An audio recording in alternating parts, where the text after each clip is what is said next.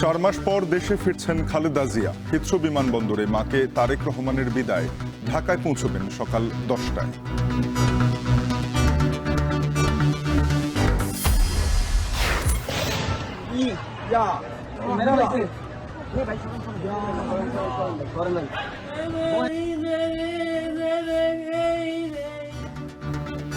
অভ্যুত্থানের 9 মাসেও মেলেনি গাজীপুরের গুলিতে নিহত শিক্ষার্থী হৃদয়ের মরদেহ। নাম ওঠেনি শহীদের তালিকায়, হতাশ পরিবার। রাজধানীর গ্যান্ডারিয়া ও শ্যামপুরে মধ্যরাতে যৌথ বাহিনীর অভিযান। 2টি গুদামে মজুত টিসিবির বিপুল পরিমাণ আটা ও চাল জব্দ।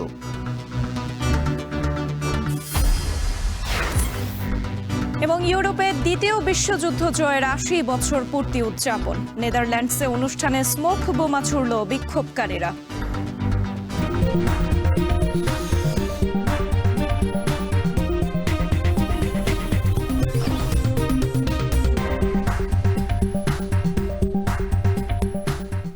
স্বাগত এখন সকালে। পুরো আয়োজনে আপনাদের সাথে আছি আমরা দুজন, আমি তানজিম শাফিন এবং আমি সুমাইরা রাজি। লন্ডনে চিকিৎসা শেষে 4 মাস পর দেশে ফিরছেন বিএনপি চেয়ারপারসন বেগম খালেদা জিয়া। সোমবার বাংলাদেশ সময় রাত 9:30টায় কাতার আমিরের রাজকীয় বিমানে ঢাকার উদ্দেশ্যে হিথ্রো বিমানবন্দর থেকে রওনা হয় 15 সফর সঙ্গী সহ খালেদা জিয়াকে বহনকারী বিমান। এর আগে মাকে আবেগঘন বিদায় জানান ছেলে তারেক রহমান। বিমানবন্দরে প্রবেশের আগে নেতাকর্মীদের উষ্ণ অভ্যর্থনায় সিক্ত হন বিএনপি চেয়ারপারসন। বিস্তারিত আরও জানাচ্ছেন সিফাত শাহরিয়ার।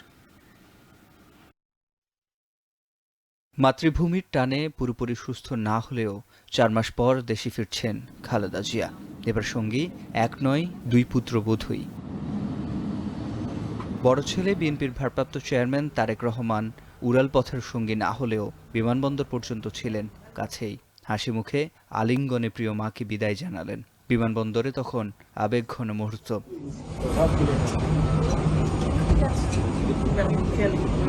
নাতনি জাইমাকে বাবার দিকে খেয়াল রাখার বার্তা দিয়ে রওনা হলেন খালেদা জিয়া। বাংলাদেশ সময় রাত 9:30টায় কাতারের বিশেষ এয়ার অ্যাম্বুলেন্সে যাত্রা করেছেন বিএনপি চেয়ারপারসন। ব্যক্তিগত চিকিৎসক এজেডএম জাহিদ হোসেন সহ এবার সফর সঙ্গী 15 জন। এর আগে রোদ বৃষ্টি উপেক্ষা করে এই অপেক্ষা শুধুমাত্র এক নজর দলীয় প্রধানকে দেখার জন্য। হিথ্রো বিমানবন্দরে প্রবেশের আগে তাই লন্ডন বিএনপির নেতাকর্মী ও প্রবাসী বাংলাদেশিদের হাত নেড়ে শুভেচ্ছা জানান বেগম খালেদা জিয়া। দলীয় পতাকা হাতে চেয়ারপারসনকে বিদায় জানান নেতাকর্মীরা। মঙ্গলবার সকাল 10টায় ঢাকা অবতরণ করবে বিএনপি চেয়ারপারসনকে বহনকারী কাতার আমিরের রাজকীয় অ্যাম্বুলেন্স। বিমানবন্দর থেকে খিলক্ষেত, আর্মি স্টেডিয়াম, বনানী হয়ে গুলশান 2 এর বাসভবন ফিরোজায় উঠবেন সাবেক এই প্রধানমন্ত্রী। এ সময় রাস্তার 2 পাশে বিএনপির অঙ্গ ও সহযোগী সংগঠনের নেতাকর্মীরা অবস্থান নেবেন।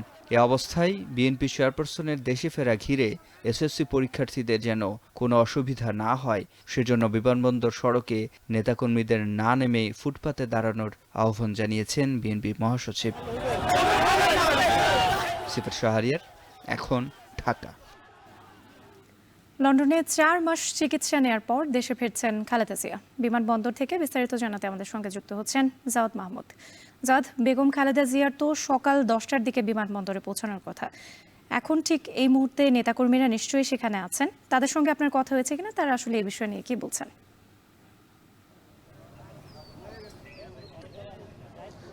রাত্রি আপনি যেমনটি বলছিলেন যে সকাল 10টা নাগাদ বেগম জিয়ার বিমানবন্দরে অবতরণ করার কথা রয়েছে, যে কাতারের আমিরের বিশেষ এয়ার অ্যাম্বুলেন্স রয়েছে সেটিতে করে তিনি আসছেন। কিন্তু আমরা যেটি সর্বশেষ তথ্য যেটি জানি সেটি হচ্ছে সকাল বাংলাদেশ সময় সকাল 6:05 দোহা থেকে তিনি এই বাংলাদেশের উদ্দেশ্যে রওনা করেছেন। অর্থাৎ যদি বলি যে সাধারণত এই ফ্লাইট 4 ঘন্টার মতো লাগে, অর্থাৎ 10টা কিংবা 10:30টার মধ্যেই ধারণা করা হচ্ছে যে বেগম জিয়া এই বিমানবন্দরে পৌঁছে যাবেন।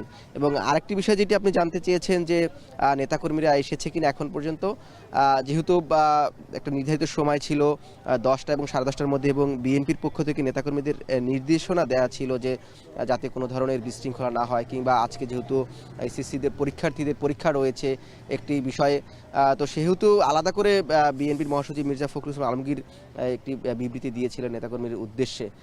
আমরা এখন পর্যন্ত সেভাবে কোনো নেতাকর্মীকে দেখিনি, বিচ্ছিন্নভাবে দুই একজন যারা খুব ভোরেই চলে এসেছেন, কিন্তু আমরা যখন আসছিলাম এই আমাদের অফিস থেকে যদি বলি, বিমানবন্দরের এই ৮ নম্বর গেটে যেখানে বেগম জিয়া এখান থেকে বের হবেন, সেখানে দুই একজন নেতাকর্মীকে ওইভাবে বলা যায়, কিন্তু উল্লেখযোগ্য কোনো নেতাকর্মীকে আমরা এখন পর্যন্ত দেখতে পাইনি। কিন্তু আশা করা হচ্ছে সেটি হয়তোবা ঘণ্টাখানেকের মধ্যে এখানে বা আসবেন। কিন্তু আমরা এখানে যেটি দেখেছি যে আইন শৃঙ্খলা বাহিনীর একটি কঠোর নিরাপত্তা, বিশেষ করে এই বিমানবন্দরে যে ৮ নম্বর গেটটি রয়েছে, এখানে বিমান বাহিনীর সদস্যরা কিন্তু তার একটি সতর্ক অবস্থানে রয়েছে। এছাড়া এখানে আমরা দেখেছি যে সশস্ত্র বাহিনীর সদস্যরা রয়েছে, র্যাব সদস্যদের দেখেছি, পুলিশ সদস্যদের দেখেছি, আমরা সেনা সদস্যদেরকেও এখানে দেখেছি।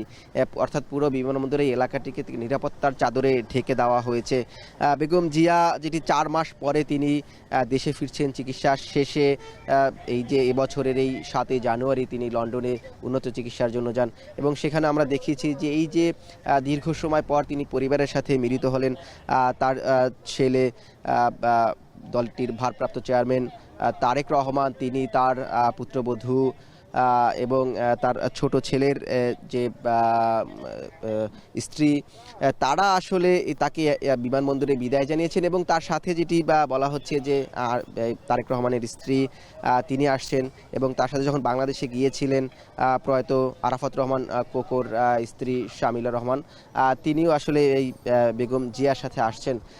যেটি আমরা এখন যেটি ধারণা করছি যে হয়তোবা কিছুক্ষণের মধ্যেই নেতাকর্মীরা এখানে জড়ো হবেন, এবং বিএনপির পক্ষ থেকে এটি নিয়ে বারবার নির্দেশনা দেওয়া হয়েছে যে কোনো রকম যাতে দুর্ভোগ তৈরি না হয় নেতাকর্মীদের আচরণে তারা, এবং এটিও বলেছেন যে রাস্তায় যেন অবস্থান না নেয়, অর্থাৎ দুই পাশের যে ফুটপাত রয়েছে নেতাকর্মীদের ফুটপাতে অবস্থান করার নির্দেশ দেওয়া হয়েছে।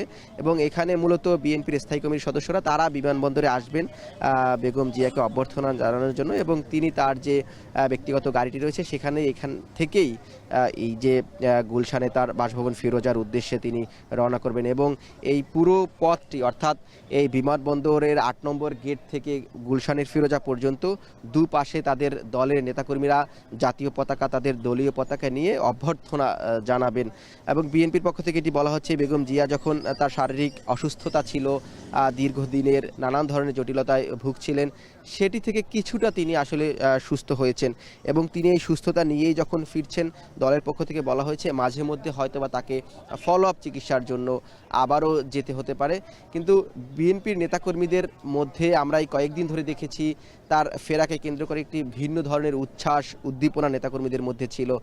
তারা বলছেন যে, ধারণা করছেন যে আগামী দিনের যে বাংলাদেশের রাজনীতি, সেটি আসলে বেগম জিয়ার হাত ধরেই সেটি আবার নতুন করে প্রাণ পাবে, বা রাজনীতির যে গণতান্ত্রিক ধারায় সেটি একটি নতুন ধারা তৈরি করবে।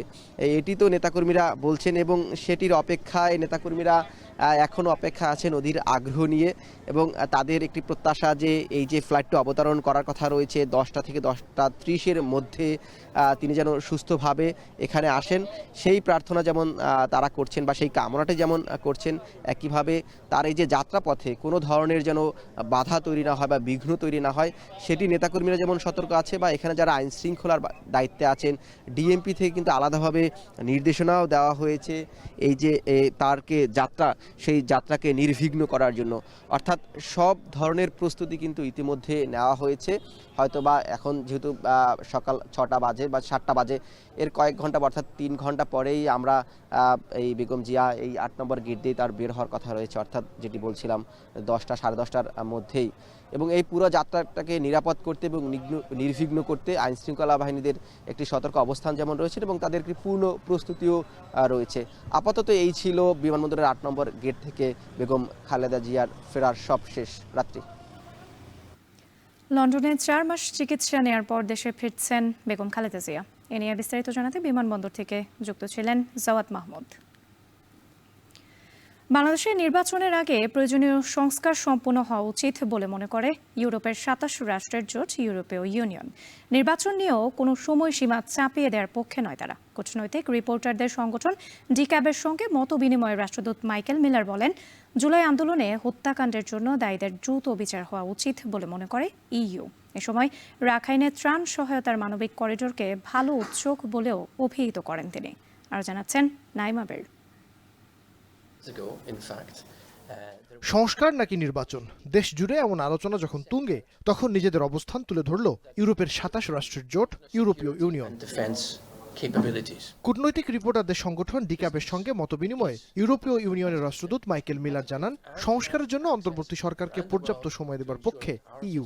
নির্বাচনের সময়সীমা নিয়েও ইউরোপীয় ইউনিয়নের পক্ষ থেকে কোনো চাপ নেই, তবে বাংলাদেশে কখন নির্বাচন হবে সে বিষয়ে বাংলাদেশই সিদ্ধান্ত নেবে। A matter for Bangladesh to take a decision upon. We see this political transition as leading up to democratic elections, so that's the important milestone I mentioned.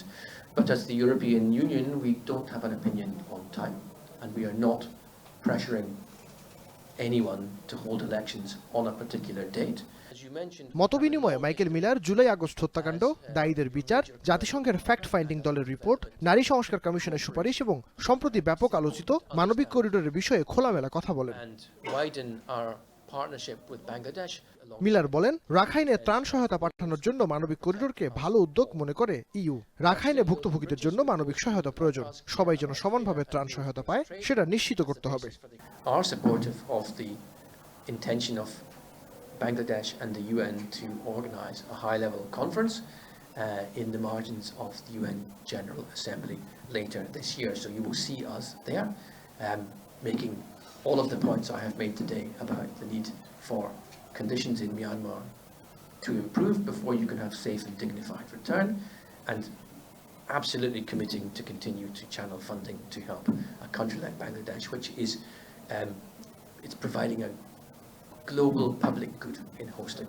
মতবিনিময়ে নারী সংস্কার কমিশন নিয়ে সমালোচনার বিষয়ে জানতে চাইলে মিলারের উত্তর, এই আন্দোলন বাংলাদেশের বিষয়, তবে নারী সংস্কার কমিশনকে বর্তমান পরিস্থিতি বিবেচনায় রাখবার পরামর্শ তার। জানান, জুলাই আন্দোলনে হত্যাকাণ্ডের জন্য দায়ীদের বিচার হওয়া উচিত, তবে সেই বিচার হতে হবে সঠিক প্রক্রিয়া মেনে। নাইম আবির, এখন, ঢাকা। আলোচনা করে যে কোনো সিদ্ধান্ত নেয় নির্বাচন কমিশন, তাই বিতর্কের কোনো সুযোগ নেই বলে মন্তব্য করেছেন সিইসি। ময়মনসিংহে নির্বাচন কর্মকর্তাদের বৈঠকে তিনি আরও বলেন, দিনের ভোট আর রাতে হবে না, কারণ সুষ্ঠু নিরপেক্ষ ভোটের জন্য কমিশন প্রতিজ্ঞাবদ্ধ। ইশরাক হোসেনের শপথ স্থানীয় সরকার মন্ত্রণালয়ের দায়িত্ব বলেও জানান সিইসি। হারুনুর রশিদের প্রতিবেদনে থাকছে বিস্তারিত। জাতীয় সংসদ নির্বাচনের প্রস্তুতি ও ভোটার তালিকা হালনাগাদ নিয়ে দেশের বিভিন্ন অঞ্চলের নির্বাচন কর্মকর্তাদের সাথে মতবিনিময় করছেন প্রধান নির্বাচন কমিশনার AMM নাসির উদ্দিন। এরই অংশ হিসেবে সোমবার সকালে ময়মনসিংহ সিটি কর্পোরেশনের শহীদ শাহাবুদ্দিন মিলনায়তনে ময়মনসিংহ অঞ্চলের নির্বাচন কর্মকর্তাদের সাথে বৈঠকে বসেন সিইসি।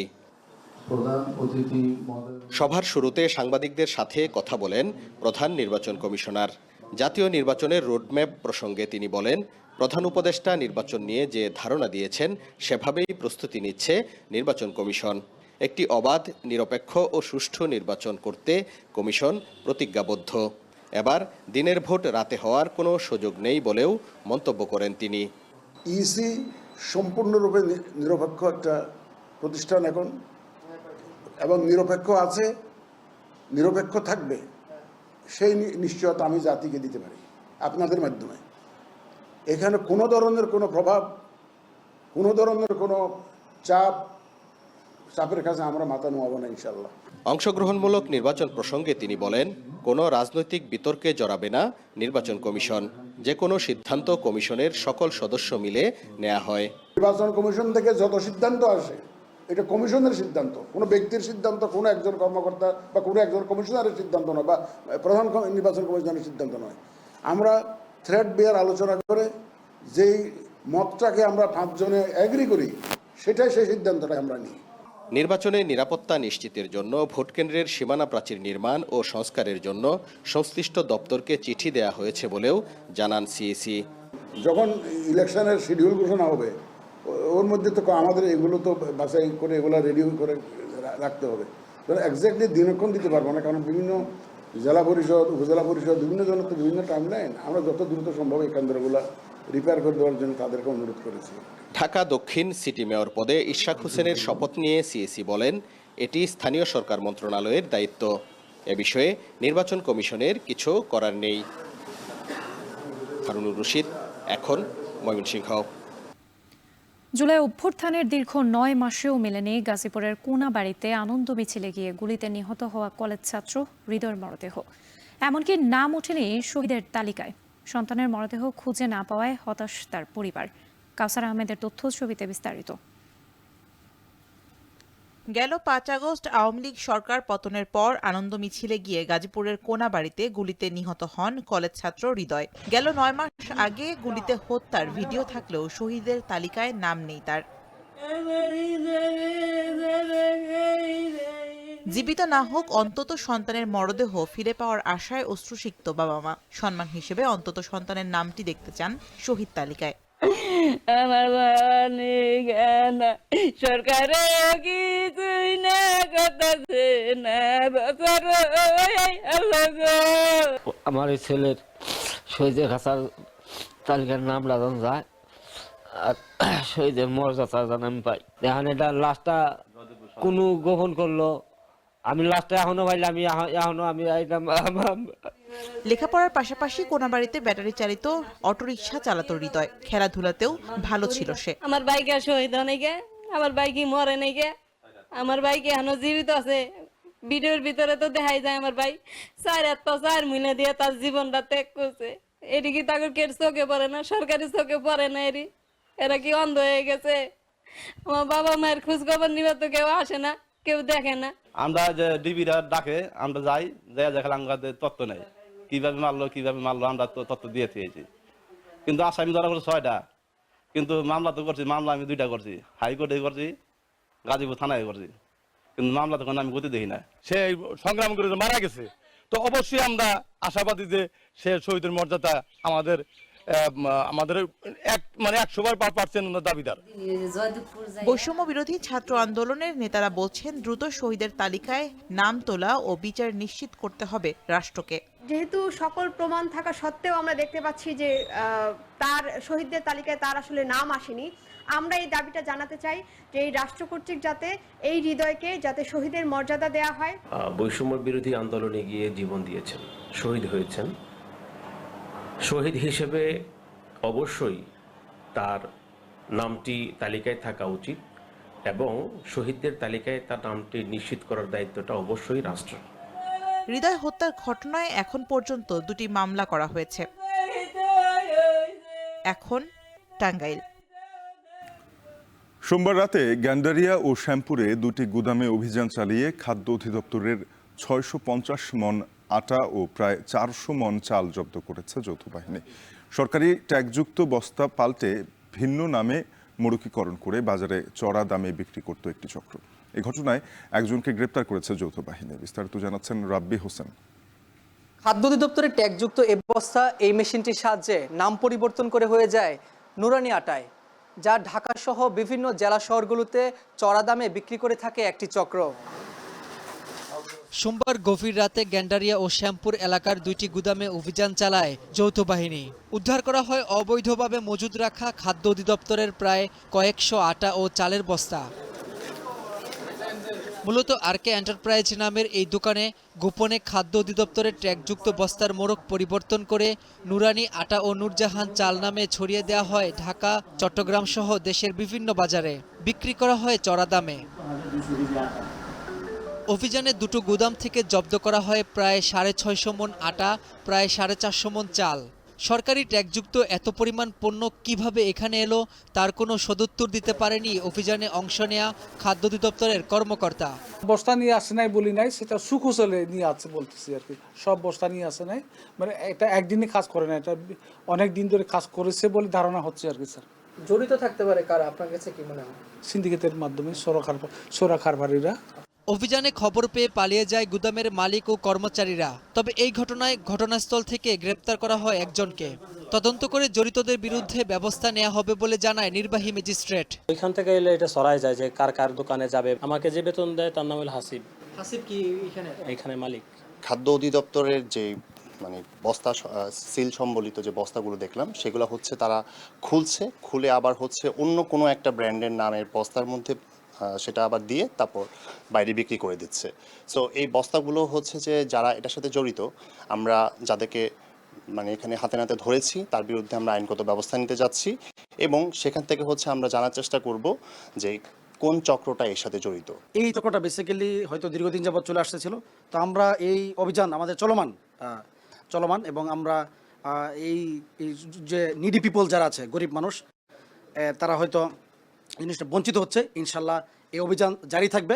এ সময় গ্যান্ডারিয়া এলাকার একটি দোকান থেকে কয়েকশো বোতল অবৈধ আয়ুর্বেদিক ওষুধ জব্দ ও জড়িত একজনকে আটক করে যৌথ বাহিনী।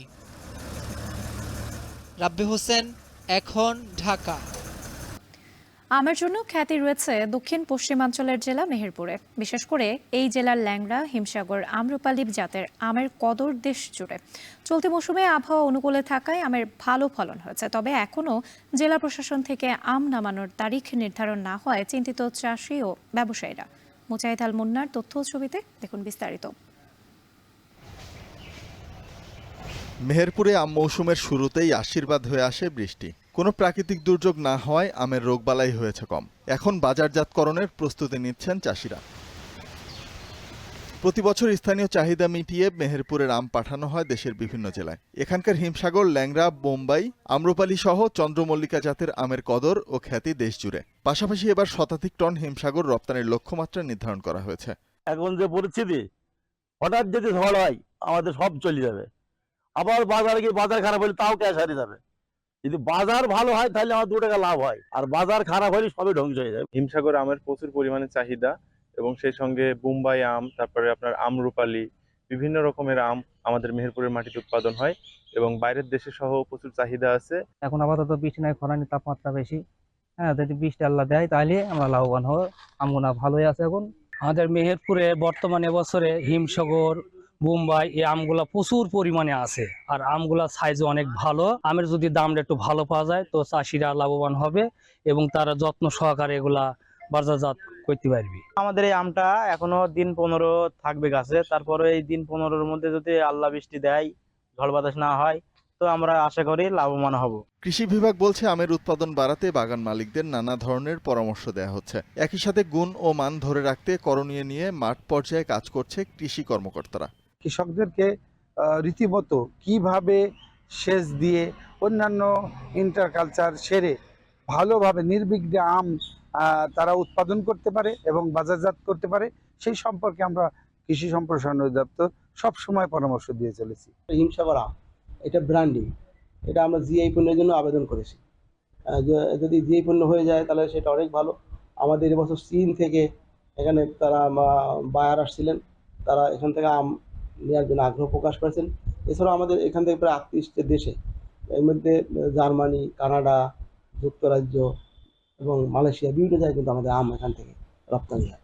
কৃষি সম্প্রসারণ অধিদপ্তরের তথ্যমতে এবছর জেলায় 2700 হেক্টরে আমের আবাদ হয়েছে। উৎপাদনের লক্ষ্যমাত্রা ধরা হয়েছে 41,000 টন, যার আনুমানিক বাজার মূল্য প্রায় 300 কোটি টাকা। এখন মেহেরপুর। পাহাড়ে বাণিজ্যিকভাবে বাড়ছে বাঁশের উৎপাদন। স্থানীয় চাহিদা মিটিয়ে সপ্তাহে কোটি টাকার বাঁশ ছড়িয়ে পড়ছে সারা দেশে। তবে প্রাচুর্য সত্ত্বেও বাঁশকেন্দ্রিক শিল্প না থাকায় ন্যায্য মূল্য পাচ্ছেন না চাষিরা। পার্বত্যাঞ্চলে বাঁশজাত শিল্প থেকে অর্থনৈতিক বিপ্লব করা সম্ভব বলে মনে করছে বিসিক। জিয়াউর রহমান জুয়েলের প্রতিবেদন। পাহাড়ে প্রাকৃতিকভাবেই বেড়ে ওঠে বাঁশ, ফলে রাঙামাটির সাজেক, রাইংখং আর কাউখালী উপজেলায় উৎপাদন হচ্ছে দেশের 90% বাঁশ। বনভূমি কমে আসায় ব্যক্তিগত উদ্যোগে বাড়ছে বাঁশ চাষ। দেশে প্রায় 35 প্রজাতির বাঁশ থাকলেও পাহাড়ে মুলি, মিতিঙ্গা, পায়া, ওরা আর বাজ্যাবাসী বেশি দেখা যায়। কাউখালী বাজারে সপ্তাহে 2 দিন নদীপথে বাঁশ আসে। এখান থেকেই কোটি টাকার বাঁশ চলে যায় দেশের নানা প্রান্তে। কম খরচে একবার রোপণেই বছরের পর বছর আয় হয়, তাই দিন দিন বাড়ছে বাণিজ্যিক উৎপাদন। আকার ও প্রজাতি ভেদে প্রতি বাঁশ বিক্রি হয় 15 থেকে 200 টাকায়। গেল 3 অর্থ বছরে বাঁশের শুল্ক থেকে সরকারের রাজস্ব আয় হয়েছে 5 কোটি টাকার বেশি। চিন মিন এগুলা দিয়ে মানুষ ঘর বাড়ি করতেছে, তাও তুলনামূলক বাঁশের এখন কাজ করতেছে না। সংসারে যা কিছু লাগে, আপনার এই ছেলে মেয়ের পড়াশোনা খরচাও তো এখান থেকে দিতে হয়। আর বাঁশের এই প্রাচুর্যতার কারণেই 1953 সালে কাপ্তাইয়ে গড়ে উঠেছিল এশিয়ার বৃহত্তম কাগজ কল কর্ণফুলী পেপার মিল। একসময় এই কারখানায় বিপুল বাঁশ ব্যবহার হলেও বহুদিন ধরে সেটিও বন্ধ, ফলে বাঁশের চাহিদা ও দাম দুটোই কমেছে। আমাদের পেপার মিলটা বন্ধ, সেই কারণে আমাদের বাসের সরবরাহ কমে গেছে। প্রতি পিস 100 টাকা করে বিক্রি করছি আমি। আগে তো এরকম বাস 300 টাকা ধরে বিক্রি করতে হয়। এখন তো মোটামুটি দাম নাই, আগে আবার দাম ছিল, এখন দাম কম। বাঁশের নতুন নতুন পণ্য তৈরি করে এর দাম বহুগুণ বাড়ানো সম্ভব বলে মনে করেন স্থানীয় বিসিক কর্মকর্তা। হাই ইল্ড ভ্যারাইটির বাঁশ নিয়ে আসতে হবে, এরপরে নতুন কোনো যন্ত্রপাতি নিয়ে আসতে হবে, এমন কোনো যন্ত্রপাতি যা দিয়ে অনেক বেশি পরিমাণে বাঁশের প্রোডাক্ট তৈরি করা যায়। বাঁশটাকে যদি আমরা কাজে লাগাইতে পারি তাহলে লোকাল ইকোনমি বুস্ট আপ হবে, এখানে একটা ইকোনমিক রিভলিউশন হওয়া সম্ভব। এটা সরকারি প্রতিষ্ঠানগুলোর মাধ্যমে কোনো একটা প্রজেক্টের মাধ্যমে বাস্তবায়ন করা যেতে পারে। 1.5 শতাব্দীরও বেশি সময় ধরে পাহাড়ের বাঁশ জাতীয় চাহিদা পূরণে ব্যাপক অবদান রাখছে। তবে কর্ণফুলী পেপার মিল ছাড়া এখনও বাঁশজাত পণ্য উৎপাদনে কোনো শিল্প কারখানা গড়ে ওঠেনি। চীন, থাইল্যান্ড সহ বিভিন্ন দেশে বাঁশের স্যুপ বেশ জনপ্রিয়। চাইলে বাঁশের কুড়োল প্রক্রিয়াজাত করে খাদ্য হিসেবে বিভিন্ন দেশে রপ্তানি করে কর্মসংস্থানের পাশাপাশি বৈদেশিক মুদ্রা অর্জন করা যাবে। জিয়াউর রহমান জুয়েল, এখন রাঙামাটি। সরবরাহ সংকটে সিলেটে বাড়ছে সবজির দাম, এতে বিপাকে পড়েছেন ক্রেতারা। এ বিষয়ে আরও জানাতে সিলেটের সোবহানিঘাট কাঁচা বাজার থেকে সরাসরি যুক্ত হয়েছেন সন্দীপন শুভ। হঠাৎ করে সবজির সরবরাহ কমে যাওয়ার কারণ কি, ব্যবসায়ীরা কি বলছেন?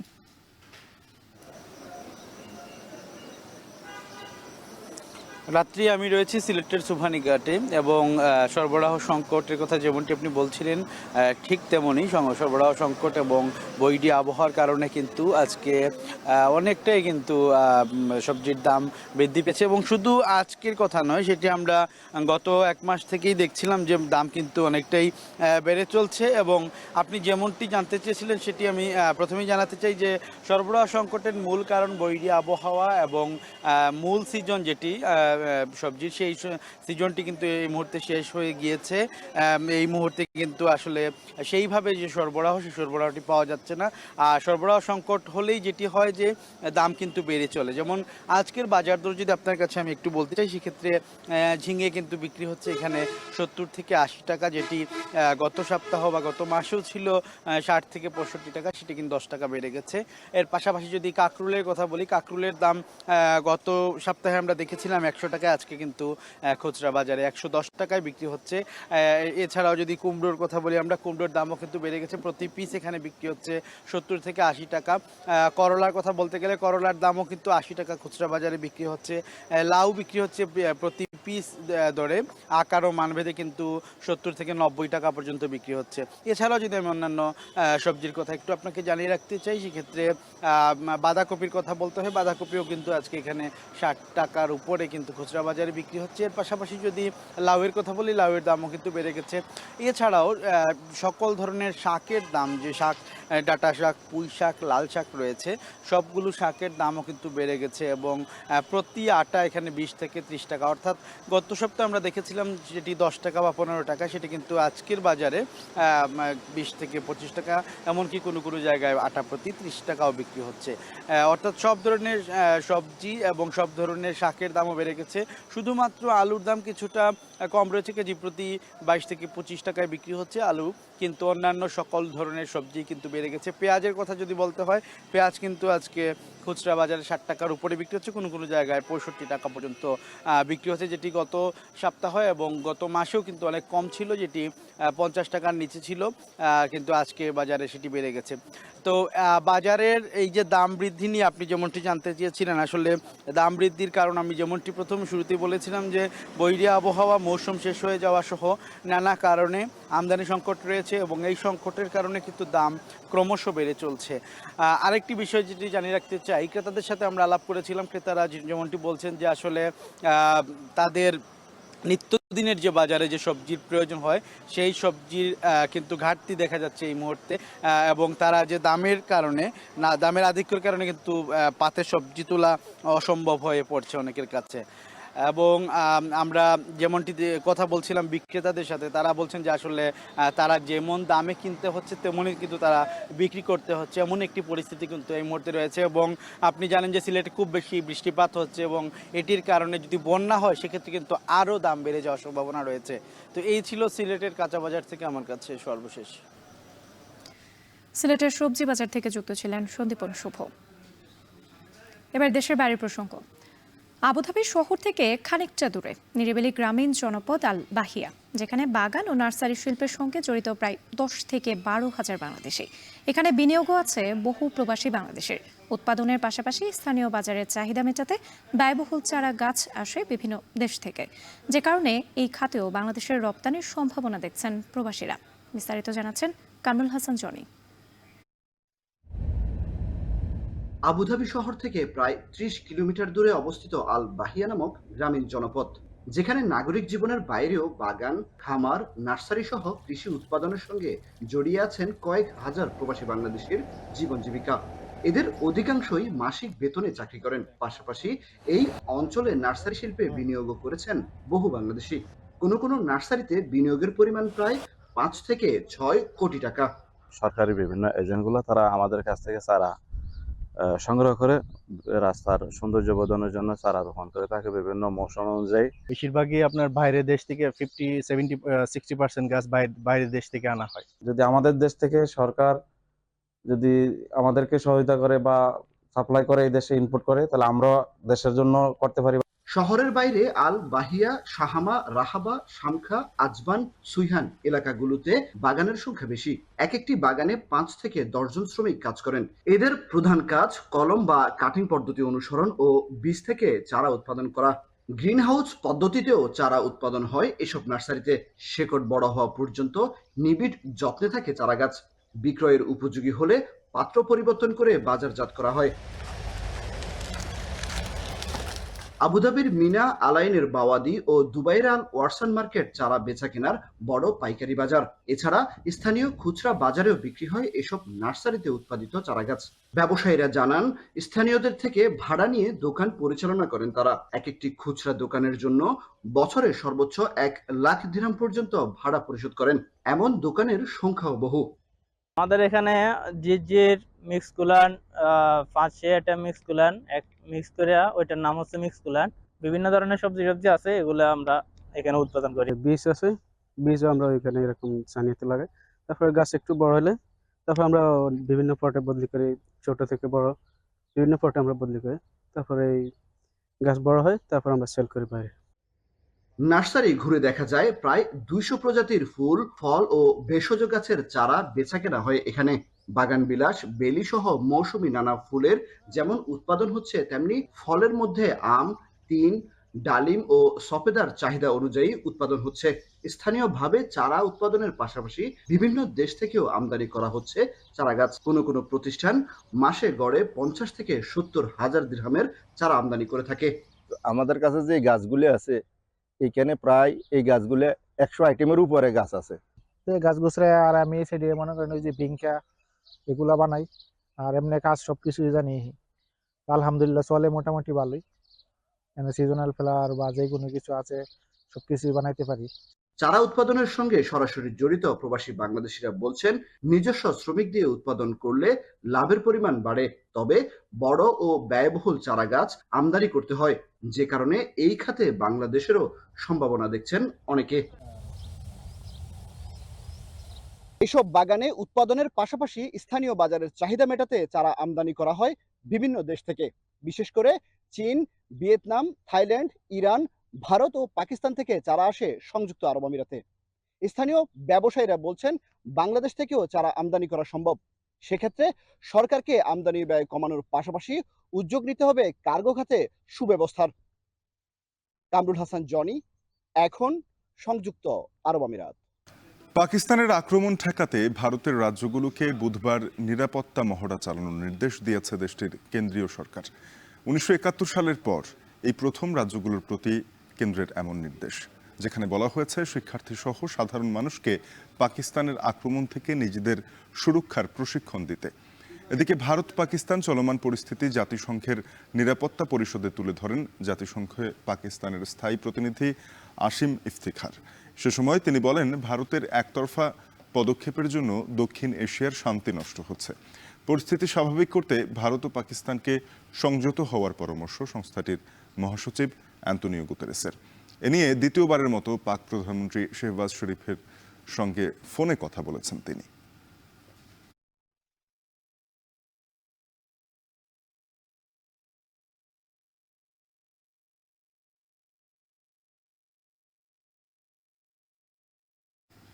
দ্বিতীয় বিশ্বযুদ্ধ বিজয়ের ৮০ বছর পূর্তির উৎসব পালন করছে ইউরোপ। ব্রিটিশ রাজপ্রাসাদ বাকিংহাম প্যালেসের সামনে আয়োজন করা হয় কুচকাওয়াজ। বিশ্বযুদ্ধে জীবিত সেনাদের সঙ্গে চা চক্রে অংশ নেন রাজা তৃতীয় চার্লস সহ রাজ পরিবারের সব সদস্য ও প্রধানমন্ত্রী কিয়ার স্টারমার। এদিকে নেদারল্যান্ডসে আয়োজনের সময় প্রধানমন্ত্রীর সামনে স্মোক বোমা নিক্ষেপ করেছে ফিলিস্তিনপন্থী বিক্ষোভকারীরা। নাফিয়া আরমান মননের প্রতিবেদন। বাকিংহাম প্যালেসের ওপর আকাশ ভেদ করে উড়ে যাচ্ছে বিমান। লাল, নীল ও সাদা রং ছড়িয়ে ফ্লাইপাস্টে ব্যস্ত রয়্যাল এয়ারফোর্স। ওদিকে টেমস নদীর ওপর গান স্যালুট দিচ্ছে HMS বেলফাস্ট। উৎসবের আবহ ছড়িয়ে পড়েছে গোটা যুক্তরাজ্যে, কারণ অক্ষশক্তির বিরুদ্ধে দ্বিতীয় বিশ্বযুদ্ধ বিজয়ের ৮০ বছর পূর্তি পালন করছে মিত্রশক্তি। বিশেষ এই দিনটি মহাদেশটিতে পালন করা হয় VE ডে বা ভিক্টোরি ইন ইউরোপ দিবস হিসেবে, যা দেখতে বাকিংহামের বেলকনিতে ছিলেন রাজপরিবারের ৪ প্রজন্ম। সবচেয়ে বয়োজ্যেষ্ঠ রাজা তৃতীয় চার্লসের পাশাপাশি উপস্থিত ছিলেন সর্বকনিষ্ঠ সদস্য প্রিন্স লুইস। ১৯৪৫ সালে ব্রিটিশ প্রধানমন্ত্রী উইনস্টন চার্চিলের বিজয় বক্তৃতা অনুকরণ করে পাঠ করেন অভিনেতা টিমোথি স্প্যাল। এর কিছুক্ষণ বাদেই শুরু হয় সামরিক কুচকাওয়াজ। লাখো দর্শক ও রাজপরিবারের সদস্যদের পাশাপাশি কুচকাওয়াজ উপভোগ করেন দ্বিতীয় বিশ্বযুদ্ধের জীবিত সেনারা। It's a time to remember that whole generation that gave so much in 1939 and 1945. It's amazing. First time I've been on the Mall for a fly past in this location. So brilliant, fantastic view, an absolutely brilliant day. কুচকাওয়াজ শেষে Buckingham প্যালেসে আয়োজন করা হয় চা চক্র, যেখানে রাজপরিবারের সদস্যরা দ্বিতীয় বিশ্বযুদ্ধের সেনাদের সঙ্গে মেতে ওঠেন খোশ গল্পে। অন্যদিকে প্রধানমন্ত্রীর বাসভবনের সামনে আয়োজন করা হয় স্ট্রিট পার্টি। ১০ নং ডাউনিং স্ট্রিটের সামনে ওয়ার ভেটেরানদের নিজ হাতে চা পরিবেশন করেন কিয়ার স্টারমার। যুক্তরাজ্য জুড়ে এই উৎসব চলবে ৮ মে পর্যন্ত। বাকিংহামের মতো ক্রেমলিন রঙিন হয়েছে রাশিয়ার পতাকার রঙে, যদিও আগামী ৯ মে অনুষ্ঠেয় বিজয় দিবসের মহড়া ছিল এটি। অন্যদিকে নিরাপত্তা ঝুঁকির কারণে তৃতীয় বছরের মতো বড় আকারের কুচকাওয়াজ বাতিল হয়েছে ক্রিমিয়ায়। যদিও সেভাস্তোপোলে দ্বিতীয় বিশ্বযুদ্ধের জীবিত শেষ ২ সেনার জন্য পার্সোনাল প্যারেড আয়োজন করে স্থানীয় প্রশাসন। এদিকে যুক্তরাজ্যের মতো নেদারল্যান্ডসেও আয়োজন করা হয় বিজয় উৎসব।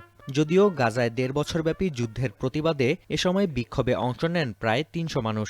ডাচ ও পোলিশ প্রধানমন্ত্রীর সামনেই স্মোক বোমা ছোড়েন এক বিক্ষোভকারী। অনেকে বক্তব্যে বাধা প্রদানের চেষ্টা করেন। এ সময় আটক করা হয় বেশ কয়েকজনকে। নাফিয়া আরমান মনন, এখন বিশ্ব। এবারে খেলার খবর। সাফে চ্যাম্পিয়ন হওয়ার লক্ষ্য বাংলাদেশ অনূর্ধ্ব ১৯ ফুটবল দলের। তার জন্য ম্যাচ বাই ম্যাচ আগাতে চান দলের প্রধান কোচ। এছাড়া ক্লাবের ছাড়পত্র না পাওয়ায় ৪ জন ফুটবলারকে ছাড়াই ভারতের উদ্দেশ্যে রওনা হবে টিম বাংলাদেশ। আর ৩ জন প্রবাসী ফুটবলার ট্রায়ালে অংশ নিলেও মূল স্কোয়াডে সুযোগ পেয়েছেন ২ জন। আরও জানাচ্ছেন তাসওয়ান নাফি। মঙ্গলবার সাফ চ্যাম্পিয়নশিপ খেলতে ভারত যাবে বাংলাদেশ অনূর্ধ্ব ১৯ ফুটবল দল। যশোরে ক্যাম্পের পর সফরের আগে বিকেএসপিতে শেষ সময় অনুশীলন সারে বাংলাদেশ। বয়সভিত্তিক ফুটবলে বাংলাদেশ সবসময় থাকে ভালো অবস্থানে। যদিও নারী ফুটবল দলের হাত ধরেই বেশিরভাগ সফলতা পেয়েছে দেশের ফুটবল, তবে এবার প্রেক্ষাপট ভিন্ন। অধিনায়কের প্রত্যাশা শিরোপা জিতবে লাল সবুজের প্রতিনিধিরা। সবাই আমাদেরকে দোয়া করবেন এবং আমরা ইনশাল্লাহ চেষ্টা করব নিজের সর্বোচ্চটা দিয়ে বাংলাদেশের হয়ে ভালো কিছু করার জন্য। কোচ গোলাম রব্বানী ছোটনের আশা, গ্রুপে থাকা মালদ্বীপ ও ভুটানকে হারানোর সক্ষমতা আছে তার দলের। যদিও কিছুটা আক্ষেপ আছে প্রধান কোচের, কারণ ক্লাবের ছাড়পত্র না পাওয়ায় স্কোয়াডে নেই দলের ৪ অভিজ্ঞ ফুটবলার। চন্দন, ইউসুফ এবং বিকেএসপির ২ জন যদি আসতো আপনার আমাদের অবশ্যই শক্তিমত্তা বৃদ্ধি পেত, কিন্তু যেহেতু আসে নাই, তো আমরা যা আছে তাই নিয়ে আমরা মনে করছি যে এরাই বেস্ট, এরাই দেশের জন্য খেলবে এবং এরা সর্বশক্তি দিয়ে খেলবে এবং আমরা ভালো একটা রেজাল্ট নিয়ে আসবো। দেশের ফুটবলের স্বার্থে ক্লাব কর্মকর্তাদের এমন আচরণ প্রত্যাশিত নয় বলে জানিয়েছেন বাফুফের সহসভাপতি। আমাদের ক্লাবের স্বার্থ দেখতে হবে, একটা ফুটবলারের তার ব্যক্তিগত ক্যারিয়ারও দেখতে হবে, কিন্তু সবথেকে উপরে আমরা যেন জাতীয় দলের স্বার্থকে প্রাধান্য দেই, এই মন মানসিকতাটা আমাদের গড়ে তুলতে হবে। আমরা কথা বলবো যাতে আগামীতে যখনই আমরা কোনো জাতীয় দল গঠন করি, সেখানে ক্লাব, কর্মকর্তাবৃন্দ, সুধী সমাজ সকলেই যেন উৎসাহ নিয়ে এগিয়ে আসেন। মে মাসের 9 তারিখ সাফের মিশন শুরু করবে বাংলাদেশ অনূর্ধ্ব 19 ফুটবল দল। আসরের দ্বিতীয় ম্যাচ 11 মে, প্রতিপক্ষ ভুটান। খেলার ভেন্যু ভারতের অরুণাচল প্রদেশের ইউপিয়া শহরের গোল্ডেন জুবিলি স্টেডিয়াম। তাসওয়ান নাফি, এখন, ঢাকা। শেষ করছে এখন সকাল। যাবার আগে শিরোনামগুলো জানাবো আরেকবার।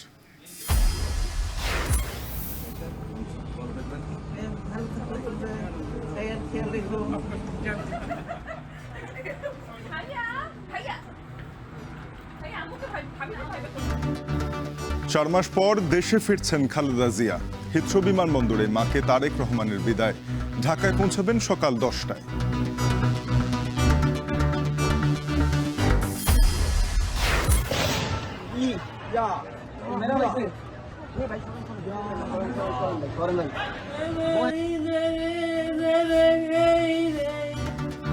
অভ্যুত্থানের 9 মাসেও মেলেনি গাজীপুরে গুলিতে নিহত শিক্ষার্থী হৃদয়ের মরদেহ। নাম ওঠেনি শহীদের তালিকায়, হতাশ পরিবার। রাজধানীর গ্যান্ডারিয়া ও শ্যামপুরে মধ্যরাতে যৌথ বাহিনীর অভিযান। 2টি গুদামে মজুদ টিসিবির বিপুল পরিমাণ আটা ও চাল জব্দ। এবং ইউরোপে দ্বিতীয় বিশ্বযুদ্ধ জয়ের 80 বছর পূর্তি উদযাপন। নেদারল্যান্ডসে অনুষ্ঠানে স্মোক বোমা ছুড়ল বিক্ষোভকারীরা।